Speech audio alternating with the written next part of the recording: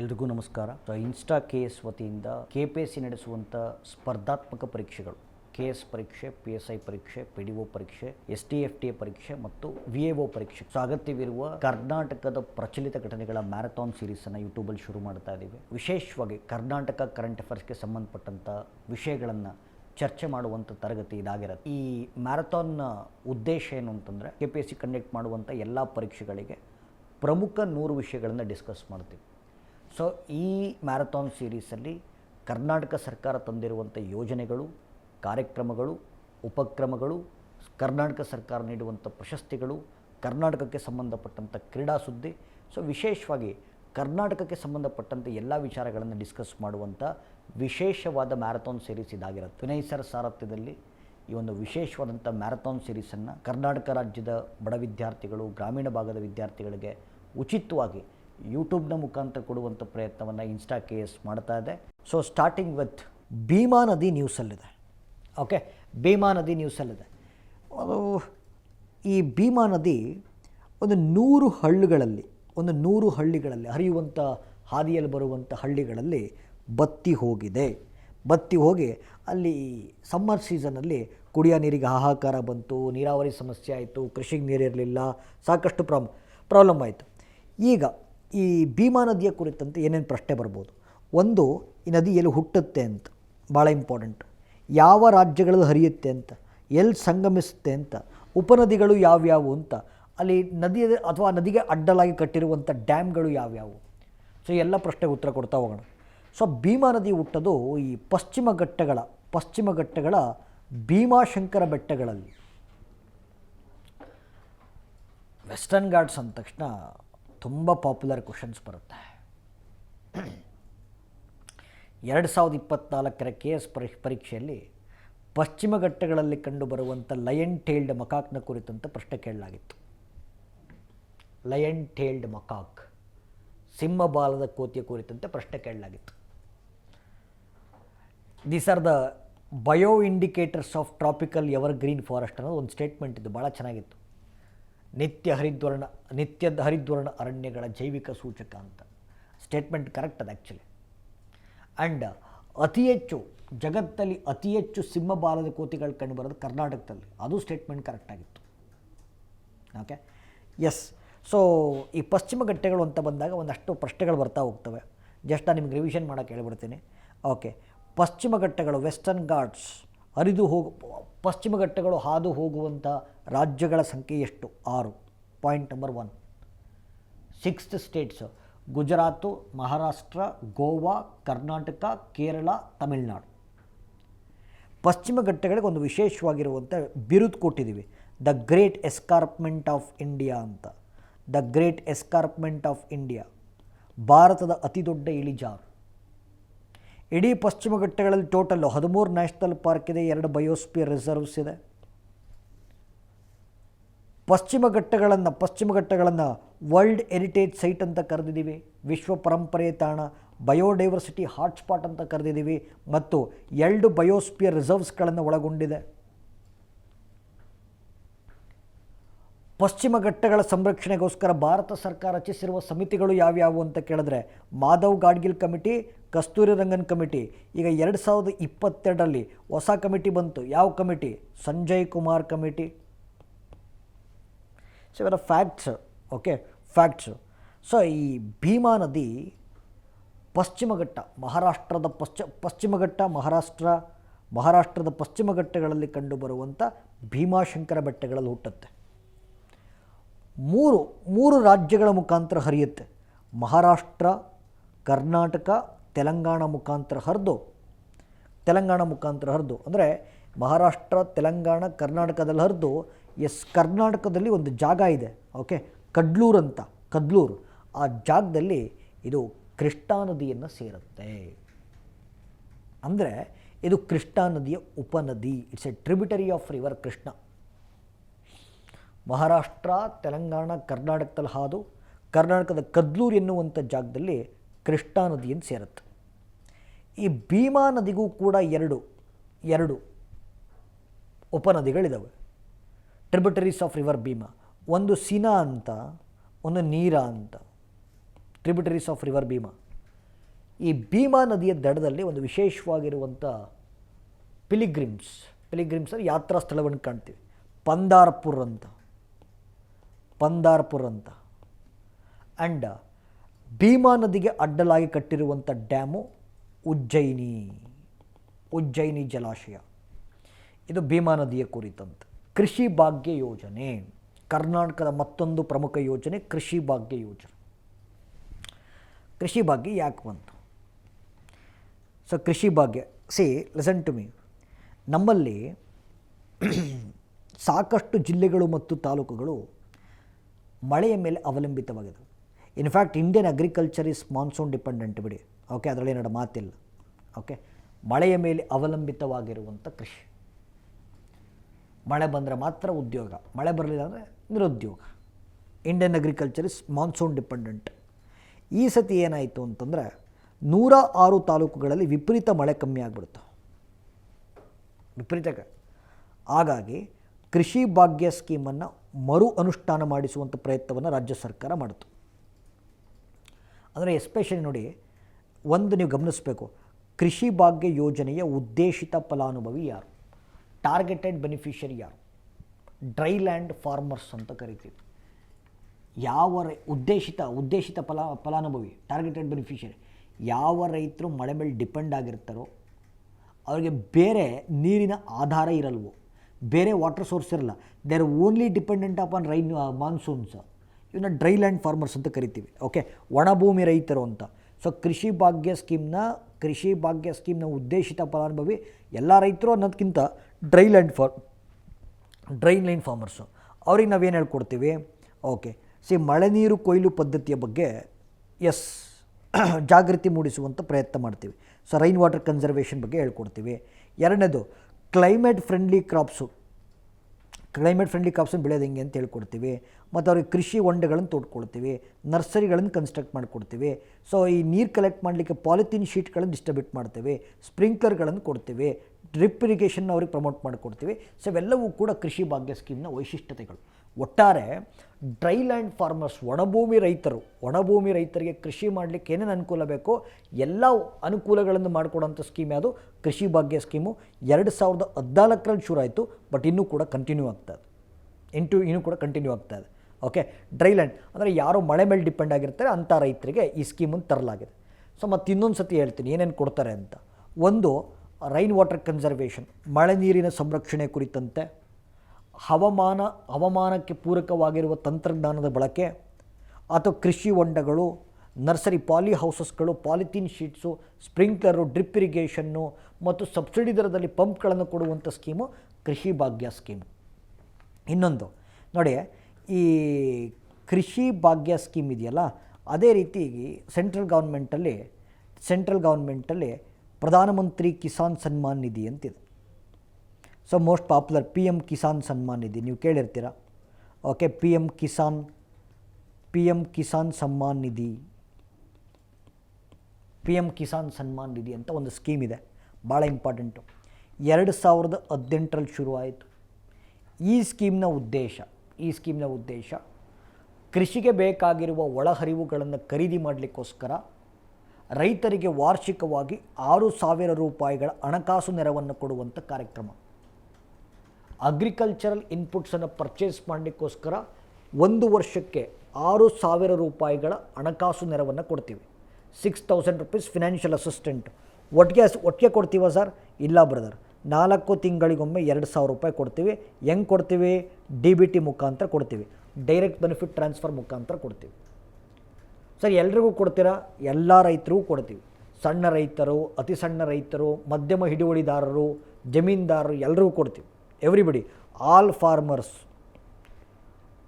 Implementing ministry of agriculture and farmers welfare, ಕೃಷಿ ಮತ್ತು ರೈತ ಕಲ್ಯಾಣ ಸಚಿವಾಲಯ.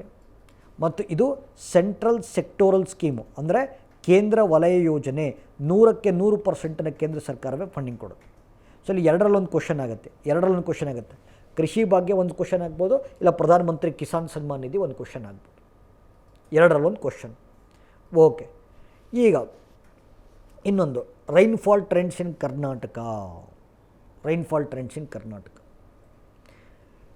ನೋಡಿ, ಇತ್ತೀಚೆಗೆ ನೀವು ಸಮ್ಮರ್ ನಾನು ಹೇಳ್ತಾ ಇದ್ದೆ, ಬೇಸಿಗೆ ಕಾಲ ಹೆಂಗಿತ್ತು ಅಂತಂದರೆ ಪ್ರೊಲಾಂಗ್ಡ್ ಸಮ್ಮರ್, ದೀರ್ಘಾವಧಿಯ ಬೇಸಿಗೆ ಕಾಲ ಇತ್ತು.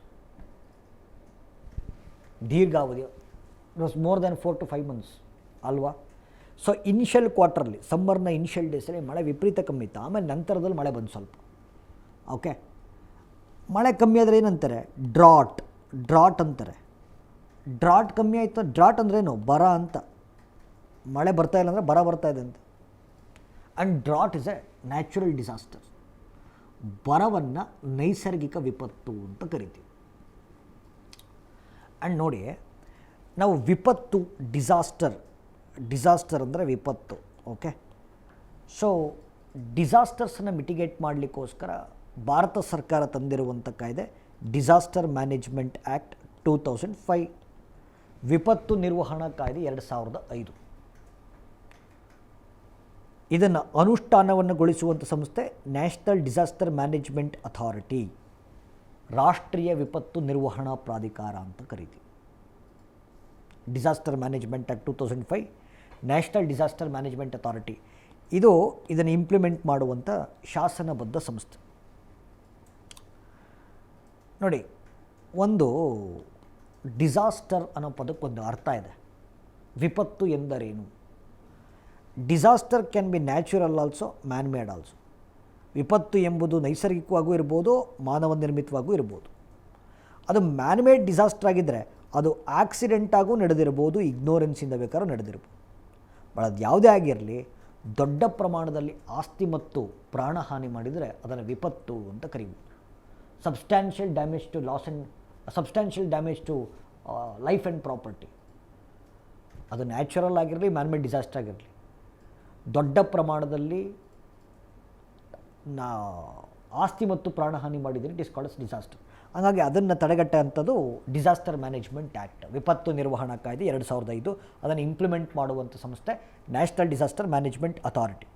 ಸೊ ಇಲ್ಲಿ ಕರ್ನಾಟಕ ರಾಜ್ಯ ಬರೀ ನ್ಯಾಚುರಲ್ ಡಿಸಾಸ್ಟರ್ಸ್, ನೋಡಿ, ನೈಸರ್ಗಿಕ ವಿಪತ್ತುಗಳನ್ನು ಮೌಲ್ಯಮಾಪನ ಮಾಡಲಿಕ್ಕೋಸ್ಕರ ಒಂದು ವಿಶೇಷವಾಗಿರುವಂಥ ಕೇಂದ್ರವನ್ನು ಓಪನ್ ಮಾಡಿದೆ. ಇದನ್ನು Karnataka state natural disaster monitoring centre ಅಂತ ಕರಿತೀವಿ. ಕನ್ನಡದಲ್ಲಿ ಕರ್ನಾಟಕ ರಾಜ್ಯ ನೈಸರ್ಗಿಕ ವಿಪತ್ತು ಮೇಲ್ವಿಚಾರಣಾ ಕೇಂದ್ರ ಅಂತ. ಕರ್ನಾಟಕದಲ್ಲಿ ಬರ ಬರಲಿ, ಓಕೆ, ಪ್ರವಾಹ ಬರಲಿ, ಓಕೆ, ಅಥವಾ ಚಂಡಮಾರುತಗಳು ಸಿಕ್ಕಾಬಟ್ಟಾಗಲಿ, ಆದರೆ ನೈಸರ್ಗಿಕ ವಿಪತ್ತುಗಳನ್ನು ಮೌಲ್ಯಮಾಪನ ಮಾಡುವಂಥ ರಾಜ್ಯ ಸರ್ಕಾರದ ಒಂದು ವಿಶೇಷವಾಗಿರುವಂಥ ಕೇಂದ್ರ ಇದು. ಓಕೆ, ಇದು ರಿಪೋರ್ಟ್ ಕೊಡ್ತು ಕರ್ನಾಟಕದಲ್ಲಿ ಮಳೆಯ ಪ್ರಮಾಣ, ಅಂದರೆ ಬೇಸಿಗೆ ಕಾಲದಲ್ಲಿ ಪ್ರೀ ಸಮ್ಮರ್ ಅಂತ ಕರಿಬೋದು, ಇನಿಷಿಯಲ್ ಕ್ವಾರ್ಟರ್ನಲ್ಲಿ ಮಳೆ ಕಮ್ಮಿಯಾಗಿತ್ತು ಅಂತ ಹೇಳ್ತು. ಅದೇನು ತಲೆ ಕೆಡಿಸ್ಕೊಳ್ಳೋಂಥ ಅವಶ್ಯಕತೆ ಇಲ್ಲ. ಆದರೆ ಈ ಸಂಸ್ಥೆ ಇಂಪಾರ್ಟೆಂಟು, ಈ ಸಂಸ್ಥೆಯ ಕಾರ್ಯಗಳು ಇಂಪಾರ್ಟೆಂಟ್. ಈ ಕೇಂದ್ರ 2 ವಿಶೇಷವಾಗಿರುವಂಥ ಆ್ಯಪ್ಗಳನ್ನು ಲಾಂಚ್ ಮಾಡಿತು.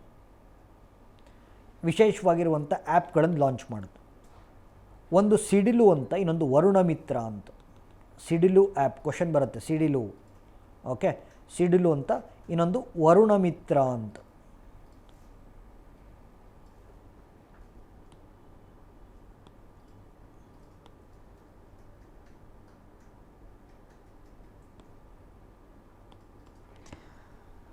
ಓಕೆ, ಸಿಡಿಲು ಅಂತ ಒಂದು ಆ್ಯಪು. ಸಿಡಿಲು ಆ್ಯಪ್ ಏನು ಕೆಲಸ ಮಾಡುತ್ತೆ ಸರ್? ನೋಡಿ, ನೀವು ಕರ್ನಾಟಕದಲ್ಲಿ ಯಾವುದಾದ್ರು ಒಂದು ಸ್ಪೆಸಿಫಿಕ್ ಲೊಕೇಶನನ್ನು ಆಯ್ಕೆ ಮಾಡ್ಕೊಂಡ್ರೆ ಆ ಲೊಕೇಶನ್ಗೆ ಸಂಬಂಧಪಟ್ಟ, ಸ್ಥಳಕ್ಕೆ ಸಂಬಂಧಪಟ್ಟಂಥ ಕ್ಲೈಮೇಟ್ ಇನ್ಫಾರ್ಮೇಷನ್ನ ಕೊಡುವಂಥ ಆ್ಯಪು ಸಿಡಿಲು ಆ್ಯಪ್ ಅಂತ. ಲೊಕೇಶನ್ ಸ್ಪೆಸಿಫಿಕ್ ಕ್ಲೈಮೇಟ್ ಅಡ್ವೈಸರೀಸ್ ಅಂತ ಕರಿತೀವಿ. ಒಂದು ನಿರ್ದಿಷ್ಟ ಭೌಗೋಳಿಕ ಪ್ರದೇಶಕ್ಕೆ ಸಂಬಂಧಿಸಿದ ಹವಾಮಾನದ ಕುರಿತಂತೆ ಮಾಹಿತಿನ ಕೊಡುವಂಥ ಆ್ಯಪು ಸಿಡಿಲು ಆ್ಯಪ್. ರೈತರಿಗೆ ಏನಾದ್ರು ಡೌಟ್ ಇತ್ತು ಅಂದರೆ ಅದಕ್ಕೋಸ್ಕರ ಒಂದು ಸಹಾಯವಾಣಿ ರೂಪದಲ್ಲಿ ಒಂದು ಆ್ಯಪ್ ಡೆವಲಪ್ ಮಾಡಿದರೆ ವರುಣ ಮಿತ್ರ ಅಂತ. ರೈತರಿಗೆ ಏನಾದರೂ ಕ್ಲೈಮೇಟ್ ಬಗ್ಗೆ ಮಾಹಿತಿ ಬೇಕು ಅಂತಂದರೆ ಆ ಮಾಹಿತಿಯನ್ನು ಕೊಡಲಿಕ್ಕೋಸ್ಕರ ವರುಣ ಮಿತ್ರ ಅಂತ. ಸೊ ಇದು okay, Karnataka state natural disaster monitoring centre ಜಾರಿಗೆ ತಂದಿರುವಂಥ 2 ವಿಶೇಷವಾಗಿರುವಂಥ ಅಪ್ಲಿಕೇಶನ್ಸ್. ಒಂದು ಸಿಡಿಲು ಅಂತ, ಇನ್ನೊಂದು ವರುಣ ಮಿತ್ರ. ಓಕೆ, ಸೊ ಸಿಡಿಲು ಬಂದು location space location specific climate advisories, Varuna Mitra help desk for farmers. Okay, yes. So ಇತ್ತೀಚೆಗೆ ಇನ್ನೊಂದು ನ್ಯೂಸಲ್ಲಿದೆ. ಓಕೆ, ಆಯುಷ್ಮಾನ ಭಾರತ ಆರೋಗ್ಯ ಕರ್ನಾಟಕ ಯೋಜನಾ. ಓಕೆ, ಸೊ ಇತ್ತೀಚೆಗೆ ಈ ಸ್ಕೀಮನ್ನು ರೀನೇಮ್ ಮಾಡಿದ್ದಾರೆ, ಮರುನಾಮಕರಣ ಮಾಡಿದರು. ಅಂದರೆ ಆಯುಷ್ಮಾನ ಭಾರತ ಆರೋಗ್ಯ ಕರ್ನಾಟಕ ಯೋಜನೆ ಇದ್ದಿದ್ದು ಇವಾಗ ಮುಖ್ಯಮಂತ್ರಿಗಳ ಆರೋಗ್ಯ ಕರ್ನಾಟಕ ಯೋಜನೆ ಎಂದು ಮರುನಾಮಕರಣಗೊಂಡಿದೆ. ಸಿಂಪಲ್. ಓಕೆ, ಸೊ ಇದ್ರ ಬಗ್ಗೆ ಎಕ್ಸ್ಪ್ಲೇನ್ ಮಾಡೋಣ. ಈಗ ಆಯುಷ್ಮಾನ್ ಭಾರತ್ ಏನು ಹೇಳುತ್ತೆ ಸರ್? ಆಯುಷ್ಮಾನ್ ಭಾರತ್ 2018 ಶುರುವಾಯಿತು. 2018 Ayushman Bharat. Okay, so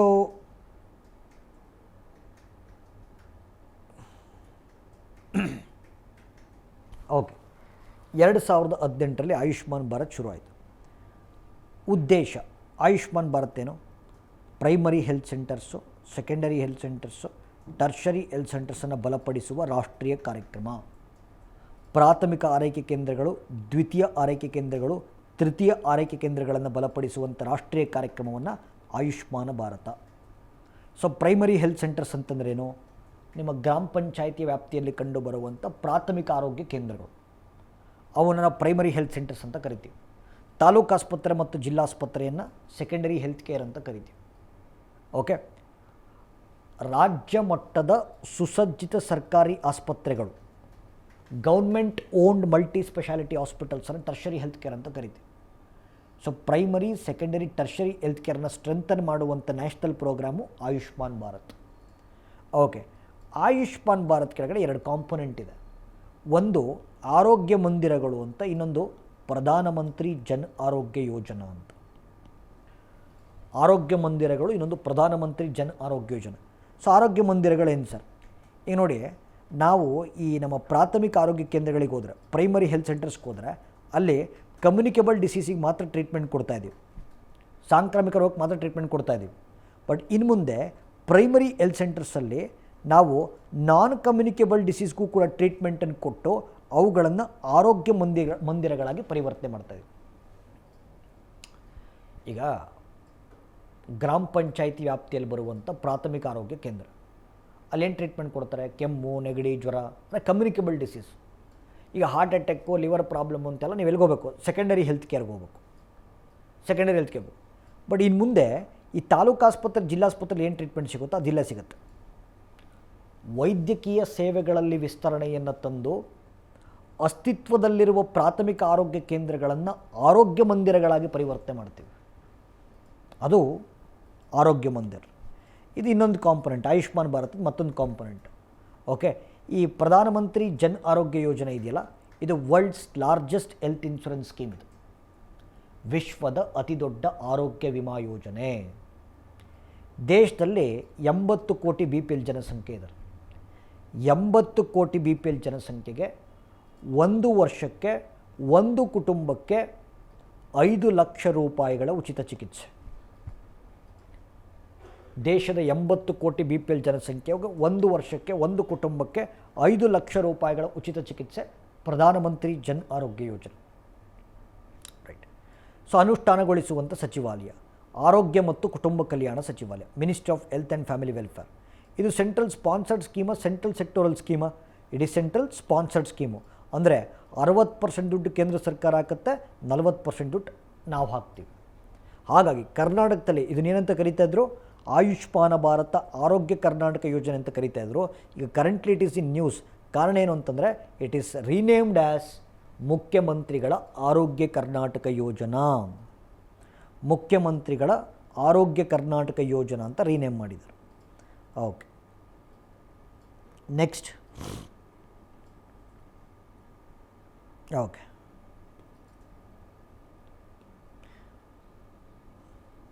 okay. ಬೃಹತ್ ಬೆಂಗಳೂರು ಮಹಾನಗರ ಪಾಲಿಕೆ ನ್ಯೂ ಬಾರ್ನ್ ಸ್ಕ್ರೀನಿಂಗ್ ಇನಿಷಿಯೇಟಿವನ್ನು ಜಾರಿಗೆ ತಂತು. ನ್ಯೂ ಬಾರ್ನ್ ಸ್ಕ್ರೀನಿಂಗ್ ಇನಿಷಿಯೇಟಿವನ್ನು ಜಾರಿಗೆ ತಂತು BBMP. ಓಕೆ, ನ್ಯೂ ಬಾರ್ನ್ ಅಂದರೆ ನವಜಾತ ಶಿಶು ಅಂತ ಕರಿತೀವಿ. ಈಗ ತಾನೇ ಹುಟ್ಟಿರ್ಬೇಕು ನೋಡಿ. ಈಗ ತಾನೇ ಹುಟ್ಟಿರೋ ಮಗುನ ತಕ್ಷಣ ನೀವು ತಪಾಸಣೆಗೆ ಒಳಪಡಿಸ್ಬೇಕು. ಯಾಕೆ ಅಂದರೆ ತಾಯಿ ಗರ್ಭದಲ್ಲಿದ್ದಾಗ ಮ್ಯೂಟೇಷನ್ಸ್ ಆಗಿರ್ಬೋದು, ಓಕೆ, ಯಾವ್ದಾದ್ರು ಎನ್ಸೈಮ್ ಕಡಿಮೆ ಸಕ್ರೇಟ್ ಆಗಿರ್ಬೋದು ಅಥವಾ ಜಾಸ್ತಿ ಸಕ್ರೇಟ್ ಆಗಿರ್ಬೋದು. ಈ ಥರದ್ದು ಏನಾದ್ರು ಪ್ರಾಬ್ಲಮ್ ಆಗಿದ್ದರೆ ಮಕ್ಕಳಲ್ಲಿ ಮುಂದಕ್ಕೆ ಏನಾಗುತ್ತೆ, ಕುಂಠಿತ ಬೆಳವಣಿಗೆ ಆಗುತ್ತೆ, ಮೆಂಟಲ್ ರಿಟಾರ್ಡೇಷನ್, ಬೌದ್ಧಿಕ ಸಾಮರ್ಥ್ಯ ಕಡಿಮೆ ಆಗುತ್ತೆ. ಓಕೆ, ಅಂದರೆ ನವಜಾತ ಶಿಶುಗಳನ್ನು ತಕ್ಷಣವೇ ಸ್ಕ್ರೀನಿಂಗ್ ಮಾಡುವಂಥ ಪರೀಕ್ಷೆ, ನವಜಾತ ಈಗ ತಾನೇ ಹುಟ್ಟಿರೋಂಥ ಮಕ್ಕಳನ್ನು ಸ್ಕ್ರೀನಿಂಗ್ ಮಾಡುವಂಥ ವಿಶೇಷವಾಗಿರುವಂಥ ಉಪಕ್ರಮ BBMP new Born screening initiative ಅಂತ. ತಾಯಿ ಗರ್ಭದಲ್ಲಿದ್ದಾಗ ಏನಾದರೂ ಸಮಸ್ಯೆ ಆಗಿದ್ದರೆ ಆರಂಭಿಕ ಹಂತದಲ್ಲಿ ಅದನ್ನು ಪತ್ತೆ ಹಚ್ಚಿ ಸರಿ ಮಾಡುವಂಥ ಪ್ರಯತ್ನ ಇದೆ. Right, okay. Next, okay, Bengaluru traffic ಪೊಲೀಸವರು ಒಂದು ಹೊಸ ಆ್ಯಪನ್ನು ಲಾಂಚ್ ಮಾಡಿದರು. ಇದನ್ನು ಬೆಂಗಳೂರು ಟ್ರಾಫಿಕ್ ನ್ಯಾವಿಗೇಷನ್ ಆ್ಯಪ್ ಅಂತ ಕರಿತೀವಿ. ಸೊ ಬೆಂಗಳೂರು ಯಾಕೆ ಫೇಮಸ್ಸು ಅಂದರೆ ಟ್ರಾಫಿಕ್ಕಿಗೆ ಸಿಕ್ಕಾಪಟ್ಟೆ ಫೇಮಸ್ಸು. ಸೊ ಬೆಂಗಳೂರು ಟ್ರಾಫಿಕ್ನ ಕುರಿತಂತೆ ನೈಜ ಸಮಯದ ಮಾಹಿತಿ ನಿಮಗೆ ಆ್ಯಪಲ್ಲಿ ಸಿಗುತ್ತೆ. ಅಂದರೆ ಈ ನ್ಯಾವಿಗೇಷನ್ ಆ್ಯಪನ್ನು ನೀವು ಯೂಸ್ ಮಾಡಿದ್ರೆ ಸೊ ಕರೆಕ್ಟಾಗಿ ನಿಮಗೆ ಎಲ್ಲೆಲ್ಲಿ ಟ್ರಾಫಿಕ್ ಇದೆ ಅಂತ ಪರ್ಫೆಕ್ಟಾಗಿ ಗೊತ್ತಾಗ್ಬಿಡುತ್ತೆ. ಸೊ ಮುಂಚೆ ಏನು ಮಾಡ್ಬೋದು, ಟ್ರಾಫಿಕ್ ಕಂಜೆಷನ್ ಅವಾಯ್ಡ್ ಮಾಡ್ಬೋದು ಅಥವಾ ಬೇರೆ ರೂಟ್ಗಳಲ್ಲಿ ಹೋಗ್ಬೋದು. ಓಕೆ, ಇದರಿಂದ ನಿಮ್ಮ ಟೈಮ್ ಉಳಿತಾಯ ಆಗುತ್ತೆ. ಸೊ ಹಾಗಾಗಿ ಬೆಂಗಳೂರು ಟ್ರಾಫಿಕ್ ಬಗ್ಗೆ ರಿಯಲ್ ಟೈಮ್ ಅಪ್ಡೇಟ್ಸನ್ನು ಕೊಡಲಿಕ್ಕೋಸ್ಕರ Bengaluru traffic police navigation app, right. So okay, ಪ್ರಾರಂಭಿಸಿರುವಂಥ ಸಂಸ್ಥೆ Bengaluru traffic police. Okay. So ಇತ್ತೀಚೆಗೆ ಬೆಂಗಳೂರಿನಲ್ಲಿ ಏಪ್ರಿಲ್ 24ನೇ ತಾರೀಕು ಝೀರೋ ಶ್ಯಾಡೋ ಡೇ ಸೆಲೆಬ್ರೇಟ್ ಮಾಡಿದೆ. ಸೊ ಸೂರ್ಯನ ಕಿರಣಗಳು ಎಕ್ಸಾಕ್ಟ್ ನೆತ್ತಿ ಮೇಲೆ ಬಿದ್ದಾಗ, ಓಕೆ, ಸೂರ್ಯನ ಕಿರಣಗಳು ಎಕ್ಸಾಕ್ಟ್ ನೆತ್ತಿ ಮೇಲೆ ಬಿದ್ದಾಗ ಶ್ಯಾಡೋ ಕ್ರಿಯೇಟ್ ಆಗಲ್ಲ, ಎಕ್ಸಾಕ್ಟ್ ಬೀಳಬೇಕು. ಏಪ್ರಿಲ್ 24ನೇ ತಾರೀಕು ಬಿತ್ತು. ಓಕೆ, 17:17ಕ್ಕೆ ನೆತ್ತಿ ಮೇಲೆ.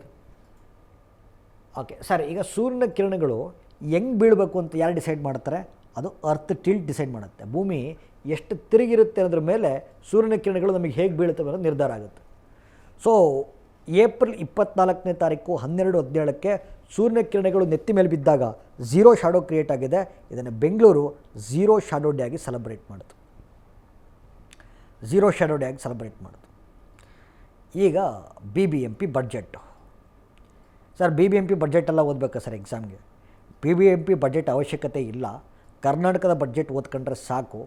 ಆದರೆ ಬ್ರದರ್, ಈ ಬಾರಿ BBMP ಬಡ್ಜೆಟ್ಟಲ್ಲಿ ಒಂದು ಹೊಸ ಪ್ರೋಗ್ರಾಮ್ ಬ್ರ್ಯಾಂಡ್ ಬೆಂಗಳೂರು ಲಾಂಚ್ ಆಗಿರೋದ್ರಿಂದ ಆ ಕಾರ್ಯಕ್ರಮದ ದೃಷ್ಟಿಯಿಂದ ಇದು ಇಂಪಾರ್ಟೆಂಟ್. ಸೊ BBMP ಬಡ್ಜೆಟಲ್ಲಿ ಎಲ್ಲವನ್ನೂ ಓದೋ ಅವಶ್ಯಕತೆ ಇಲ್ಲ. We are just okay brand Bengaluru ಕಾರ್ಯಕ್ರಮವನ್ನು ಪೂರ್ತಿಯಾಗಿ ಓದ್ತಿದ್ದೀವಿ. ಓಕೆ, ಸೊ ಬ್ರ್ಯಾಂಡ್ ಬೆಂಗಳೂರಿನ ಕುರಿತಂತೆ ಗ್ಯಾರಂಟಿ ಪ್ರಶ್ನೆ ಎಕ್ಸ್ಪೆಕ್ಟ್ ಮಾಡ್ಬೋದು. ಬಟ್ ನಿಮಗೆ ಸುಮ್ಮನೆ ಮಾಹಿತಿ ಇರಲಿ ಅಂತ ಹೇಳ್ತೀನಿ. BBMP ಬಡ್ಜೆಟ್ ನೋಡಿ, ವಾರ್ಷಿಕ ಬಡ್ಜೆಟ್ಟು 12,369 ಕೋಟಿ. ಓಕೆ, ಆ 12,369 ಕೋಟಿನಲ್ಲಿ ನೋಡಿ ಇಲ್ಲಿ 8,294 ಕೋಟಿ ಬೆಂಗಳೂರಿನ ಜನರೇ ಕಟ್ತಾರೆ, ಟ್ಯಾಕ್ಸಸ್ಗಳಿಂದ ಬರುತ್ತೆ, ಆದಾಯಗಳಿಂದ ಬರುತ್ತೆ. 4,000 ಕೋಟಿ ಸ್ಟೇಟ್ ಗವರ್ನಮೆಂಟು ಮತ್ತು ಸೆಂಟ್ರಲ್ ಗೌರ್ಮೆಂಟ್ನ ಅನುದಾನಗಳಿಂದ ಬರುತ್ತೆ. ಲಾಸ್ಟ್ ಟೈಮ್ ಒಂದು 2 ಕೋಟಿ ಉಳ್ಕೊಂಡಿತ್ತು. ಆ 2 ಕೋಟಿಗೆ ಆ್ಯಡ್ ಆಗಿಬಿಟ್ಟು 12,369 ಕೋಟಿಗೆ 2 ಕೋಟಿ ಆ್ಯಡ್ ಆಗಿ 12,371 ಕೋಟಿ ಆಗಿದೆ. ಸೊ ಇಷ್ಟು ಬಡ್ಜೆಟಲ್ಲಿ BBMP ಬೃಹತ್ ಬೆಂಗಳೂರು ಮಹಾನಗರ ಪಾಲಿಕೆ ಬ್ರ್ಯಾಂಡ್ ಬೆಂಗಳೂರು ಲಾಂಚ್ ಮಾಡಿತು. ಬ್ರ್ಯಾಂಡ್ ಬೆಂಗಳೂರನ್ನು 8 ವಲಯಗಳಾಗಿ ಡಿವೈಡ್ ಮಾಡಿದೆ. ಬ್ರ್ಯಾಂಡ್ ಬೆಂಗಳೂರನ್ನು 8 ವಲಯ ನೋಡಿ: ಸುಗಮ ಸಂಚಾರ, ಸ್ವಚ್ಛ ಬೆಂಗಳೂರು, ಹಸಿರು ಬೆಂಗಳೂರು, ಆರೋಗ್ಯ ಬೆಂಗಳೂರು, ಶಿಕ್ಷಣ ಬೆಂಗಳೂರು ಮತ್ತು ತಂತ್ರಜ್ಞಾನ ಬೆಂಗಳೂರು, ವೈಬ್ರೆಂಟ್ ಬೆಂಗಳೂರು ಅಂತಂದರೆ ಶಕ್ತಿಯುತ ಬೆಂಗಳೂರು ಅಂತ. ಸೊ ಬ್ರ್ಯಾಂಡ್ ಬೆಂಗಳೂರನ್ನ 8 ಪ್ರೋಗ್ರಾಮ್ಸ್ ಆಗಿ ಡಿವೈಡ್ ಮಾಡಿದೆ.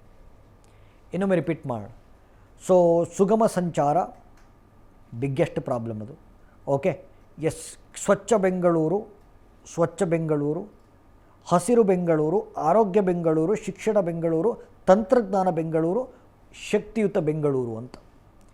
ಸೊ ಅದರಲ್ಲಿ ಸ್ಟಾರ್ಟಿಂಗ್ ವಿತ್ ಸುಗಮ ಸಂಚಾರ. ಓಕೆ, ಸುಗಮ ಸಂಚಾರದ ಉದ್ದೇಶ ಏನು? ಈಗ ಬೆಂಗಳೂರಿನಲ್ಲಿ ದೊಡ್ಡ ಸಮಸ್ಯೆ ಅಂದರೆ ಟ್ರಾಫಿಕ್ ಸಮಸ್ಯೆ. ಓಕೆ, ಸೊ ಇದುವರೆಗೂ ಅದಕ್ಕೇನು ಸೊಲ್ಯೂಷನ್ ಕಂಡ್ಕೊಳ್ಳೋಕ್ಕಾಗಿಲ್ಲ. ಓಕೆ, ಸೊ ಸುಗಮ ಸಂಚಾರ ಏನು ಹೇಳುತ್ತೆ ಅಂದರೆ, ಸುಗಮ ಸಂಚಾರ ನೋಡಿ, ಈಗಾಗಲೇ ರೋಡ್ ಬಂತು. ಓಕೆ, ರೋಡ್ ಮೇಲೆ ಫ್ಲೈಓವರ್ಸ್ ಬಂತು, ಅದ್ರ ಪಕ್ಕದಲ್ಲಿ ಮೆಟ್ರೋ ಬಂತು, ಸರ್ವಿಸ್ ರೋಡ್ ಬಂತು. ಏನು ಬಂದರೂ ಕೂಡ ಟ್ರಾಫಿಕ್ ಕಂಜೆಷನ್ ಕಮ್ಮಿ ಆಗ್ತಿಲ್ಲ. Because influx of population that is coming to Bangalore is high.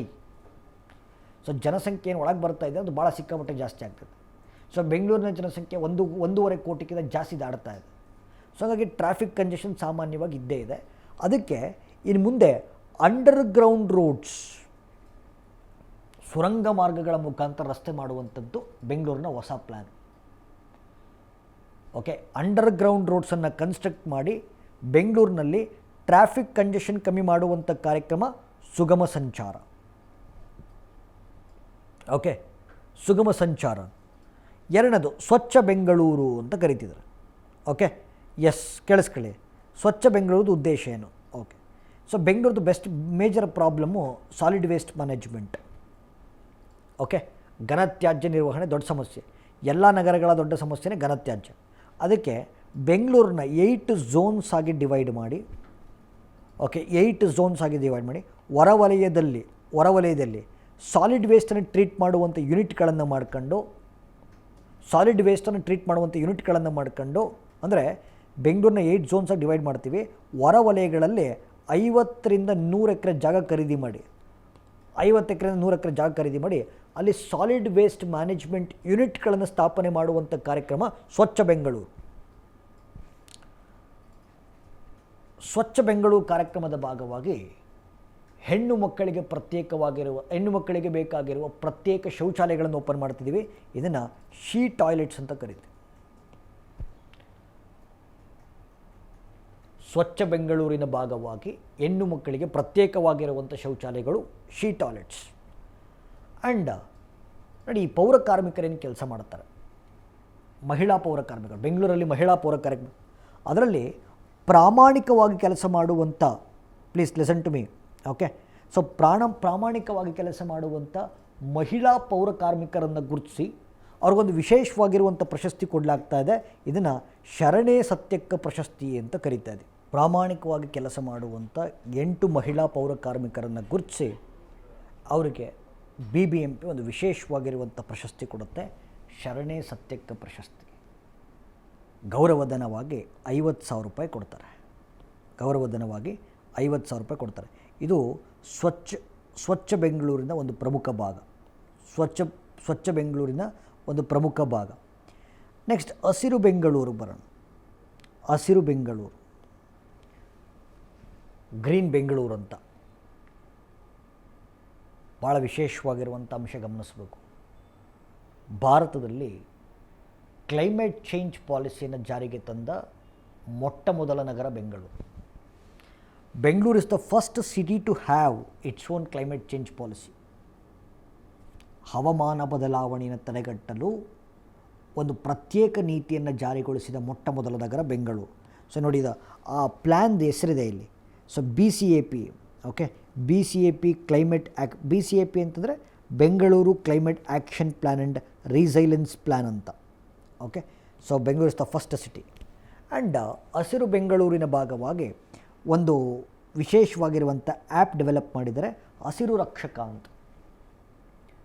ಈ ಆ್ಯಪ್ನ ಉದ್ದೇಶ ಶಾಲಾ ಮತ್ತು ಕಾಲೇಜು ವಿದ್ಯಾರ್ಥಿಗಳನ್ನು ಬಳಸ್ಕೊಂಡು ನಗರಾದ್ಯಂತ 2 ಲಕ್ಷಕ್ಕೂ ಹೆಚ್ಚು ಸಸ್ಯಗಳನ್ನು ನೆಡುವಂಥ ಕಾರ್ಯಕ್ರಮ. 2 ಲಕ್ಷಕ್ಕೂ ಹೆಚ್ಚು ಸಸ್ಯಗಳನ್ನು ನೆಡುವಂಥ ಕಾರ್ಯಕ್ರಮ ಹಸಿರು ರಕ್ಷಕ ಅಂತ. ಸೊ ಅಲ್ಲಿ ನಾವು ಅವಾಗಲೇ ಕರ್ನಾಟಕ ಸರ್ಕಾರದ ಕಾರ್ಯಕ್ರಮ ಸಸ್ಯ ಶ್ಯಾಮಲ ಯೋಜನೆ ನೋಡ್ಕೊಂಡಿದ್ವಿ. ಸಸ್ಯ ಶ್ಯಾಮಲ ಯೋಜನೆ ಏನು ಮಾಡ್ತಿತ್ತು, ಶಾಲಾ ಮತ್ತು ಕಾಲೇಜು ವಿದ್ಯಾರ್ಥಿಗಳನ್ನು ಬಳಸ್ಕೊಂಡು ವರ್ಷಕ್ಕೆ 50 ಲಕ್ಷ ಸಸ್ಯಗಳನ್ನು ನೆಡಬೇಕು, 5 ವರ್ಷಕ್ಕೆ 2.5 ಕೋಟಿಯಷ್ಟು ಸಸ್ಯಗಳನ್ನು ನೆಡಬೇಕು ಅಂತ. ಇಲ್ಲಿ ಬೆಂಗಳೂರಿನಲ್ಲಿ ಶಾಲಾ ಕಾಲೇಜು ವಿದ್ಯಾರ್ಥಿಗಳನ್ನು ಬಳಸ್ಕೊಂಡು 2 ಲಕ್ಷ ಸಸ್ಯಗಳನ್ನು ನೆಡಬೇಕು. ಆ ಸಸ್ಯಗಳನ್ನು ಮಾನಿಟರ್ ಮಾಡಲಿಕ್ಕೋಸ್ಕರ ಬಳಸಿರುವಂಥ ಆ್ಯಪು ಹಸಿರು ರಕ್ಷಕ.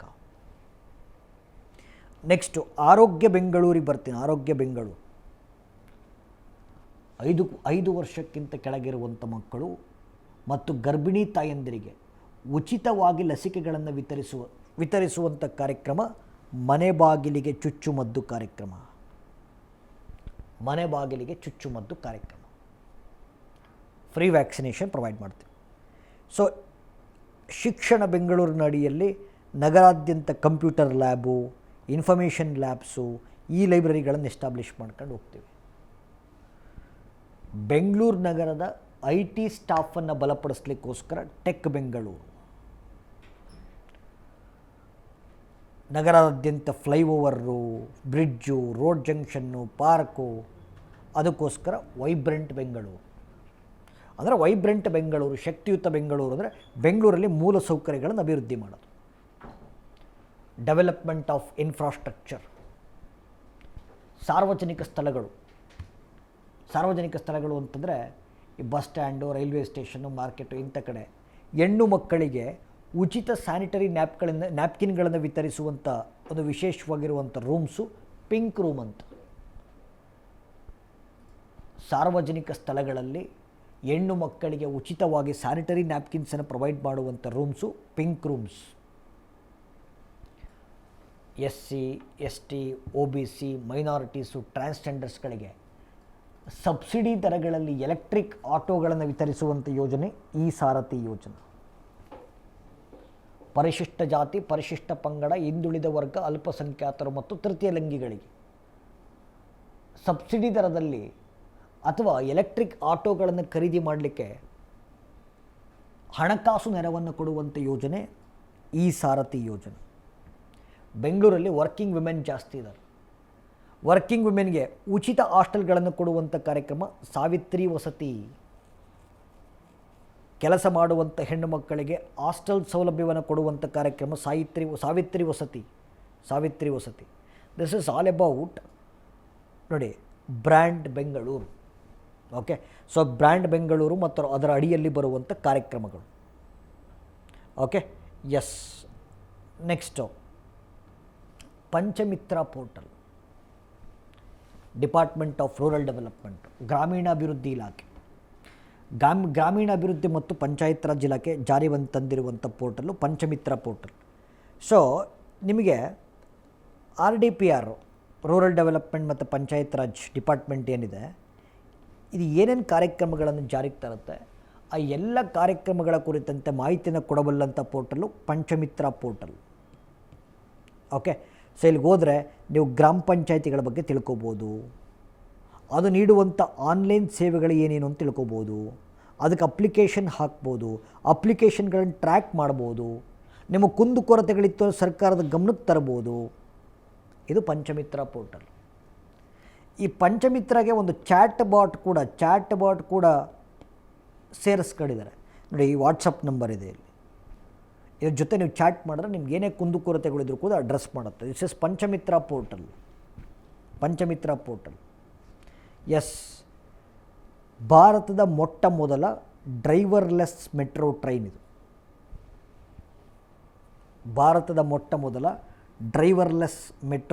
ಇದು. ಓಕೆ, ಬೆಂಗಳೂರಿನಲ್ಲಿ ತಗೊಂಬಂದಿದ್ದೀವಿ. ಓಕೆ, ಸೊ ಎಲ್ಲೋ ಲೈನಲ್ಲಿ ಕಾಣಿಸ್ಕೊಳ್ತಾ ಇದೆ. ಸೊ ಪ್ರಶ್ನೆ ಏನು ಕಾಣಬಹುದು ಅಂತಂದರೆ, ಪ್ರಶ್ನೆ ಏನು ಅಂದರೆ driverless, India's first driverless metro ಟ್ರೈನನ್ನು ನಾವು ನಮ್ಮ ಮೆಟ್ರೋದಲ್ಲಿ ಬಳಕೆ ಮಾಡಿದ್ದೀವಿ. ಆದರೆ ಬಳಕೆ ಮಾಡಿರುವ ತಂತ್ರಜ್ಞಾನದ ಹೆಸರೇನು? ಓಕೆ, ತಂತ್ರಜ್ಞಾನ ನೋಡಿ. Yes, communication based train control system ಅಂತ, CBTC ಸಿಸ್ಟಮ್ ಅಂತ ಕರಿತೀವಿ. ಚಾಲಕರಹಿತ ಮೆಟ್ರೋ ಟ್ರೈನಲ್ಲಿ ಬಳಸಲಾಗಿರುವ ತಂತ್ರಜ್ಞಾನದ ಹೆಸರು communication based train control system ಅಂತ. ಓಕೆ, ಎಲ್ಲೋ ಲೈನಲ್ಲಿ. ಸೊ RV ರೋಡಿಂದ Bommasandra. Okay, yellow line 18.8 kilometre. Okay, this will be the India's first driverless metro train. Yes, ಇದು ಭಾಳ ಇಂಪಾರ್ಟೆಂಟ್ ನೋಡಿ. ಕರ್ನಾಟಕದಲ್ಲಿ ಮೆದುಳಿಗೆ ಸಂಬಂಧಪಟ್ಟಂಥ ಕಾಯಿಲೆಗಳೊಂದಷ್ಟಿದ್ದಾವೆ. ಮೆದುಳಿಗೆ ಸಂಬಂಧಪಟ್ಟಂಥ ಸಾಯಿಗಳು, ಬ್ರೈನಿಗೆ ಸಂಬಂಧಪಟ್ಟಿದ್ದು. ಸಾಮಾನ್ಯವಾಗಿ ಕರ್ನಾಟಕದಲ್ಲಿ ನೋಡಿ, ಪಾರ್ಶ್ವವಾಯು ಜಾಸ್ತಿ, ಸ್ಟ್ರೋಕ್, ಎಪಿಲಿಪ್ಸಿ, ಮೂರ್ಛೆ ರೋಗ, ಡಿಮೆನ್ಷಿಯಾ, ಬುದ್ಧಿಮಾಂದ್ಯತೆ, ಮತ್ತು ಈ ಮೈಗ್ರೇನ್ ಹೆಡ್ಡೇಕ್ಸು, ತಲೆನೋವು ಸಾಮಾನ್ಯವಾಗಿ ಎಲ್ರಿಗೂ ಇರ್ತವೆ. ಓಕೆ, ಎಲ್ಲರ ಮನೆಯಲ್ಲೂ ಒಂದೊಂದು ಕೇಸ್ ಇರುತ್ತೆ. ಮೆದುಳಿಗೆ ಸಂಬಂಧಪಟ್ಟಂಥ ರೋಗ. ಇದನ್ನು ಟ್ರೀಟ್ ಮಾಡೋಕ್ಕೆ ಅಂತೇಳಿ ಕರ್ನಾಟಕ ಸರ್ಕಾರ ಒಂದು ಕಾರ್ಯಕ್ರಮ ತಂತು. ಇದನ್ನು ಕರ್ನಾಟಕ ಬ್ರೈನ್ ಹೆಲ್ತ್ ಇನಿಷಿಯೇಟಿವ್ ಅಂತ ಕರೆದರು. ಕರ್ನಾಟಕ ಬ್ರೈನ್ ಅಥವಾ ಕರ್ನಾಟಕದ ಮೆದುಳಿನ ಆರೋಗ್ಯ ಉಪಕ್ರಮ ಅಂತ, ಕರ್ನಾಟಕ ಬ್ರೈನ್ ಹೆಲ್ತ್ ಇನಿಷಿಯೇಟಿವ್. ಇಲ್ಲಿ ಏನಂತಂದರೆ ಯೂಶ್ವಲಿ ನೋಡಿ, ನೀವು ತಾಲೂಕು ಆಸ್ಪತ್ರೆ, ಜಿಲ್ಲಾಸ್ಪತ್ರೆಗಳಲ್ಲಿ ಬ್ರೈನ್ ಡಿಸಾರ್ಡರ್ಸನ್ನು ಟ್ರೀಟ್ ಮಾಡುವಂಥ ಡಾಕ್ಟರ್ಸ್ ಇರಲ್ಲ. ಸೊ ನೀವು ರಾಜ್ಯ ಮಟ್ಟದ ಸುಸಜ್ಜಿತ ಸರ್ಕಾರಿ ಆಸ್ಪತ್ರೆಗಳಿಗೆ ಹೋಗ್ಬೇಕಾಗತ್ತೆ, multi speciality hospitals. Brain disorders ಬಂದರೆ ತಾಲೂಕು ಆಸ್ಪತ್ರೆ, ಜಿಲ್ಲಾಸ್ಪತ್ರೆ ಟ್ರೀಟ್ಮೆಂಟ್ ಸಿಗಲ್ಲ. ಅದಕ್ಕೆ ಈಗ ತಾಲೂಕು ಆಸ್ಪತ್ರೆ, ಜಿಲ್ಲಾಸ್ಪತ್ರೆಯಲ್ಲಿ ಯಾರು ಡಾಕ್ಟ್ರುಗಳಿದ್ದಾರೋ ಅವ್ರಿಗೆ ಟ್ರೈನಿಂಗ್ ಕೊಟ್ಟು, ಅವ್ರಿಗೆ ಒಂದಷ್ಟು ಕೋರ್ಸಸ್ಗಳನ್ನು ಮಾಡಿ, ಅವ್ರಿಗೆ ಟ್ರೈನಿಂಗ್ ಕೊಟ್ಟು ಬ್ರೈನ್ ಡಿಸಾರ್ಡರ್ಸ್ಗಳಿಗೆ ಸೂಕ್ತ ಚಿಕಿತ್ಸೆಯನ್ನು ಕೊಡಲಿಕ್ಕೋಸ್ಕರ ಕರ್ನಾಟಕ ಸರ್ಕಾರ ತಂದಿರುವಂಥ ಕಾರ್ಯಕ್ರಮ ಕರ್ನಾಟಕ ಬ್ರೈನ್ ಹೆಲ್ತ್ ಇನಿಷಿಯೇಟಿವ್. ಅದರ ಭಾಗವಾಗಿ ರಾಜ್ಯಾದ್ಯಂತ 33 ಬ್ರೈನ್ ಹೆಲ್ತ್ ಕ್ಲಿನಿಕ್ಸನ್ನು ಓಪನ್ ಮಾಡಲಾಗ್ತಾ ಇದೆ. ಕರ್ನಾಟಕ ಬ್ರೈನ್ ಹೆಲ್ತ್ ಇನಿಷಿಯೇಟಿವ್ನ ಉಪಕ್ರಮ ಭಾಗವಾಗಿ ರಾಜ್ಯಾದ್ಯಂತ 33ಕ್ಕೂ ಹೆಚ್ಚು ಮೆದುಳಿನ ಆರೋಗ್ಯ ಕ್ಲಿನಿಕ್ಗಳನ್ನು ಎಸ್ಟಾಬ್ಲಿಷ್ ಮಾಡಲಾಗ್ತದೆ ವಿತ್ ಅಸೋಸಿಯೇಷನ್ ಆಫ್ ನಿಮಾನ್ಸ್ ಗೊತ್ತಲ್ಲ, national institute of mental health and neuro sciences ಅಂತ ಕರಿತೀವಿ. ಕರ್ನಾಟಕ ಇತ್ತೀಚೆಗೆ CK ನಾಯ್ಡು ಟ್ರೋಫಿನ ಗೆದ್ಕೊಳ್ತು. CK ನಾಯ್ಡು ಟ್ರೋಫಿ ರಾಜ್ಯಗಳ ನಡುವೆ BCCI ನಡೆಸುವಂಥ ಟೆಸ್ಟ್ ಕ್ರಿಕೆಟ್ ಟೂರ್ನಮೆಂಟ್ ಇದು. BCCIಯು ರಾಜ್ಯವಾರು ನಡೆಸುವಂಥ ಟೆಸ್ಟ್ ಕ್ರಿಕೆಟ್ ಟೂರ್ನಮೆಂಟನ್ನು CK ನಾಯ್ಡು ಟ್ರೋಫಿ ಅಂತ ಕರಿತೀವಿ. ಯಾಕೆ ಸರ್ CK ನಾಯ್ಡು ಅಂತ ಇಟ್ಟಿದ್ದೀರಾ? He was the first captain of Indian test cricket team. ಭಾರತದ ಟೆಸ್ಟ್ ಕ್ರಿಕೆಟ್ ಟೀಮ್ನ ಮೊಟ್ಟ ಮೊದಲ ಕ್ಯಾಪ್ಟನ್ CK ನಾಯ್ಡು, ಅವ್ರ ಹೆಸರನ್ನು ಹಾಕಿದರು. ಬಟ್ ಆದರೆ ಈ ಟೂರ್ನಮೆಂಟ್ ಮಾಡೋದು ಅಂಡರ್ ದ ಏಜ್ ಆಫ್ 23. ನೋಡಿ, 23ಕ್ಕಿಂತ ಕಡಿಮೆ ಇರಬೇಕು, ಅವ್ರಿಗೆ ಮಾತ್ರ ಅರ್ಹತೆ ಇರುತ್ತೆ. ಸೊ ಕರ್ನಾಟಕ ಈ ಬಾರಿ CK ನಾಯ್ಡು ಟ್ರೋಫಿಯನ್ನು ಗೆದ್ಕೊಂಡಿದೆ. ಇದು ಕೂಡ ಒಂದು ಪ್ರಶ್ನೆ ಆಗ್ಬೋದು. ಸೊ BWSSP ಬೆಂಗಳೂರಲ್ಲಿ ಸಾಕಷ್ಟು ಆ್ಯಪ್ಗಳನ್ನು ಲಾಂಚ್ ಮಾಡಿತು. Bengaluru BWSSP Bengaluru water sewerage and sewage board ಅಂತ ಕರಿತೀವಿ. Bengaluru water supply and sewerage board ಅಂತ ಕರಿತೀವಿ, ಸೀವೇಜ್ ಬೋರ್ಡ್ ಅಂತ. ನೀರು ಸರಬರಾಜು ಮತ್ತು ಒಳಚರಂಡಿ ಮಂಡಳಿ BWSSP 5 ಲಾಂಚ್ ಆ್ಯಪ್ ಮಾಡಿತು. ಜಲಸ್ನೇಹಿ, ಜಲಮಿತ್ರ, ಜಲ ಸಂರಕ್ಷಣಾ, ಅಂತರ್ಜಲ ಅಂತ ಒಂದೊಂದಕ್ಕೊಂದು ಕೆಲಸ ಇದೆ. ನೀವು ಬೆಂಗಳೂರಲ್ಲಿ ಮನೆ ಕಟ್ಕೊಂಡು ನೀರಿನ ಕನೆಕ್ಷನ್ ತಗೋಬೇಕು ಅಂದರೆ ಜಲಸ್ನೇಹಿ ಆ್ಯಪನ್ನು ಡೌನ್ಲೋಡ್ ಮಾಡ್ಕೋಬೇಕು, ನೀರು ಕನೆಕ್ಷನ್ ತಗೊಳಕ್ಕೆ. ಆ್ಯಂಡ್ ಈಗ for example yellow water leak ಆಗ್ತಾಯಿತ್ತು, ನೀವು ಒಂದು ಆ್ಯಪಲ್ಲಿ ಫೋಟೋ ತೆಗೆದು ಕಳಿಸಿದ್ರಿ, ಅವಾಗ ಏನಾಗುತ್ತೆ, ಅಲ್ಲಿ ನಿಯರೆಸ್ಟು NGOಗಳು ಯಾವಿದ್ದಾವೆ, ಸಂಘ ಸಂಸ್ಥೆಗಳಿದ್ದಾವೆ, ಅವು ಬಂದು ಸರಿ ಮಾಡೋಗ್ತಾರೆ. ಸೊ ವಾಟರ್ ವೇಸ್ಟೇಜನ್ನು ತಡೆಗಟ್ಟೋಕ್ಕೋಸ್ಕರ ಜಲಮಿತ್ರ, ವಾಟರ್ ಲೀಕೇಜು, ವಾಟರ್ ವೇಸ್ಟೇಜನ್ನು ತಡೆಗಟ್ಟೋಕ್ಕೋಸ್ಕರ ಜಲಮಿತ್ರ. ಯಾರಾದರೂ BWSSP ಪರ್ಮಿಷನ್ ಇಲ್ದಲೆ ಇಲ್ಲಿಗಲ್ ಕನೆಕ್ಷನ್ ತಗೊಂಡು ನೀರು ಯೂಸ್ ಮಾಡ್ತಾಯಿದ್ರೆ ಇದನ್ನು BWSSP ಗಮನಕ್ಕೆ ತರಬೇಕು. ಅದಕ್ಕೋಸ್ಕರ ಜಲ ಸಂರಕ್ಷಣಾ, ಬೆಂಗಳೂರಲ್ಲಿ ಬೋರ್ ಕೊರೆಸ್ತೀವಿ ಅಂದರೆ ಪರ್ಮಿಷನ್ ಬೇಕು. ಅಂತರ್ಜಲ, ವಾಟರ್ ಕನೆಕ್ಷನ್ ತಗೋಬೇಕು, ನೀರಿನ ಸಂಪರ್ಕ ಬೇಕು ಅಂದಾಗ ಜಲಸ್ನೇಹಿ. ವಾಟರ್ ಸಂಘ ಸಂಸ್ಥೆಗಳು, ಸ್ವಯಂ ಸೇವಕರು, ಸರ್ಕಾರೇತರ ಸಂಸ್ಥೆಗಳ ಸಹಭಾಗಿತ್ವದಲ್ಲಿ ನೀರಿನ ಲೀಕೇಜನ್ನು ತಡೆಗಟ್ಟುವಂಥ ಆ್ಯಪು ಜಲಮಿತ್ರ. ನೀರನ್ನು ದುರ್ಬಳಕೆ ಮಾಡ್ತಾ ಇದ್ದರೆ, ವಾಟರ್ ಬಿಲ್ ಕಟ್ತಲೇ ನೀರು ಯೂಸ್ ಮಾಡ್ತಾ ಇದ್ದರೆ ತಡೆಗಟ್ಟೋಕ್ಕೋಸ್ಕರ ಜಲ ಸಂರಕ್ಷಣಾ. ಬೋರ್ವೆಲ್ ಕೊರೆಸ್ಬೇಕು ಅಂದರೆ ಒಂದು ಹೊಸ ಆ್ಯಪು, ಪರ್ಮಿಷನ್ ತಗೋಬೇಕು. ಅಂತರ್ಜಲ. ಬೆಂಗಳೂರಲ್ಲಿ ಮಳೆಯ ನೀರನ್ನು ಸಂರಕ್ಷಣೆ ಮಾಡಲಿಕ್ಕೋಸ್ಕರ ಒಂದು ವಿಶೇಷವಾಗಿರುವಂಥ ಅಭಿಯಾನವನ್ನು ಶುರು ಮಾಡ್ಕೊಂಡ್ರು. Save water for the growth of Bengaluru ಅಂತ. ಬೆಂಗಳೂರಿನ ಅಭಿವೃದ್ಧಿಗಾಗಿ ನೀರನ್ನು ಉಳಿಸಿ ಅಭಿಯಾನ, ನೀರನ್ನು ಉಳಿಸಿ ಅಭಿಯಾನ. ನಮ್ಮ ಮೆಟ್ರೋ, ಎಸ್, ನಮ್ಮ ಮೆಟ್ರೋದು ಫೇಸ್ 3 ಲಾಂಚ್ ಆಗ್ತಾ ಇದೆ. We are launching phase 3 of Namma metro. ಉದ್ದ ನೋಡಿ, ಅಲ್ಲ ಲಾಂಚ್ ಆಗ್ತಿಲ್ಲ, ಅಪ್ರೂವ್ ಆಗಿದೆ. ಇದು ಲಾಂಚ್ ಆಗೋದಕ್ಕೇನು ತುಂಬ ಟೈಮ್ ಬೇಕು ಆ್ಯಕ್ಚುಲಿ. ಓಕೆ, 2028ಕ್ಕೆ ಮುಗಿಯುತ್ತೆ ಫೇಸ್ 3. ಓಕೆ, ಫೇಸ್ 2 ಕಂಪ್ಲೀಟ್ ಆಗಿದೆಯಲ್ಲ, ಈಗ ಫೇಸ್ 3 ಸ್ಟಾರ್ಟ್ ಆಗ್ತಿದೆ ನಮ್ಮ ಮೆಟ್ರೋದು. ಓಕೆ, ಉದ್ದ 44.65 ಕಿಲೋಮೀಟರು, 2028 ಒಳಗಡೆ ಮುಗಿಯುತ್ತೆ. ಖರ್ಚು ಮಾಡ್ತಿರ್ತಕ್ಕಂಥ ವೆಚ್ಚ 15,611 ಕೋಟಿ. Right, S. ಎಲ್ಲಿಂದೆಲ್ಲಿ ಕನೆಕ್ಟಿವಿಟಿ ಅಂತ ಹಾಕಿದ್ದೀವಿ. S, okay. ಸೊ ಇದು ನಮ್ಮ ಮೆಟ್ರೋದ ಕುರಿತಂತೆ. ಓಕೆ, ಡಾಕ್ಟರ್ ಪುನೀತ್ ರಾಜ್ಕುಮಾರ್ ಹೃದಯ ಜ್ಯೋತಿ ಯೋಜನಾ, ಹಾರ್ಟ್ ಹೆಲ್ತ್ ಸ್ಕೀಮ್. ನೋಡಿ, ಈ ಸ್ಕೀಮು ಒಂದು ಡೇಟಾ ಕೊಡುತ್ತೆ. ಕರ್ನಾಟಕದಲ್ಲಿ 40 ವರ್ಷದ ಒಳಗೆ, ಓಕೆ, ಅಂದರೆ I mean total heart attacks ಎಷ್ಟಾಗ್ತಿದೆ ಕರ್ನಾಟಕದಲ್ಲಿ, ಟೋಟಲ್ ಹಾರ್ಟ್ ಅಟ್ಯಾಕ್ಸು, ಅದರಲ್ಲಿ 35% ಆಫ್ ದ ಹಾರ್ಟ್ ಅಟ್ಯಾಕ್ಸು ಅಂದರೆ ಅವ್ರ ವಯಸ್ಸು 40 ವಯಸ್ಸಿಗಿಂತ ಕಡಿಮೆ ಇದೆ ಕರ್ನಾಟಕದಲ್ಲಿ. ಕೇಳಿಸ್ಕೊಳ್ಳಿ, ಎಷ್ಟು ಟೋಟಲ್ ಹಾರ್ಟ್ ಅಟ್ಯಾಕ್ ಆಗ್ತಾ ಇದೆ, ಅದರಲ್ಲಿ 35% of the heart attacks are below the age of 40 years. ಅದಕ್ಕೆ ನೋಡಿ, ಈಗ ಹಾರ್ಟ್ ಅಟ್ಯಾಕ್ ಆಗಿ ಆ ಘಟನೆ ಆಗುತ್ತಲ್ಲ, ಅದರ ನೆಕ್ಸ್ಟ್ 1 ಅವರ್ ಏನಿರುತ್ತಲ್ಲ, 1 hour it is called as golden hour ಅಂತ ಕರಿತೀವಿ. Golden hour. ಈ ಗೋಲ್ಡನ್ ಅವರ್ನಲ್ಲಿ ನಿಮ್ಗೆ ಏನೇನು ಟ್ರೀಟ್ಮೆಂಟ್ ಬೇಕು ಎಲ್ಲ ಟ್ರೀಟ್ಮೆಂಟನ್ನು ಸರ್ಕಾರ ಬರೆಸುತ್ತೆ. This is called as doctor Puneeth Rajkumar heart health scheme, Hrudaya Jyothi ಯೋಜನೆ. ಆ ಗೋಲ್ಡನ್ ಅವರಲ್ಲಿ ಏನೇನು ಬೇಕು ಪ್ರತಿಯೊಂದು ಟ್ರೀಟ್ಮೆಂಟನ್ನು ಸರ್ಕಾರ ಕೊಡುತ್ತೆ. Yes, very good. ಇತ್ತೀಚೆಗೆ BWSS, Bengaluru water supply and sewerage board ಏನಿದೆ, ಒಂದು ಚಾಲೆಂಜ್ ಶುರು ಮಾಡಿತು. It is called as green star challenge ಅಂತ. Okay, green star challenge. ಈ ಚಾಲೆಂಜ್ ಕೊಟ್ಟಿದ್ದು ಹೋಟೆಲ್ಸ್ಗಳಿಗೆ. ಏನಕ್ಕೆ ಸರ್? ನೋಡಿ, ಯಾರು ಬೆಂಗಳೂರಿನಲ್ಲಿ ಯಾವ ಹೋಟ್ಲು ನೀರನ್ನು ಸಂರಕ್ಷಣೆ ಮಾಡ್ತಾರೋ, ವಾಟರ್ ಕನ್ಸರ್ವೇಷನ್ನು, ವಾಟರ್ನ ರೀಸೈಕಲ್ ಮಾಡ್ತಾರೋ, ವಾಟರ್ನ ಸಸ್ಟೈನಬಲ್ಲಾಗಿ ಯೂಸ್ ಮಾಡ್ತಾರೋ ಅಂಥ ಹೋಟೆಲ್ಸ್ಗಳಿಗೆ BWSSB ಒಂದು ಸರ್ಟಿಫಿಕೇಟ್ ಕೊಡುತ್ತೆ, ಗ್ರೀನ್ ಸ್ಟಾರ್ ಸರ್ಟಿಫಿಕೇಟ್. ಈ ಸರ್ಟಿಫಿಕೇಟ್ ಬೇಕು ಅಂದರೆ ಈ ಚಾಲೆಂಜ್ ತೊಗೋಬೇಕು. ನೀರಿನ ಸಮರ್ಪಕ ಬಳಕೆ, ನೀರಿನ ಸಂರಕ್ಷಣೆ, ನೀರಿನ ಮರುಬಳಕೆ ಮಾಡುವಂಥ ಹೋಟೆಲ್ಗಳಿಗೆ BWSSB ಒಂದು ವಿಶೇಷವಾಗಿರುವಂಥ ಸರ್ಟಿಫಿಕೇಟ್ ಕೊಡುತ್ತೆ, green star certificate. Okay, so this is one thing.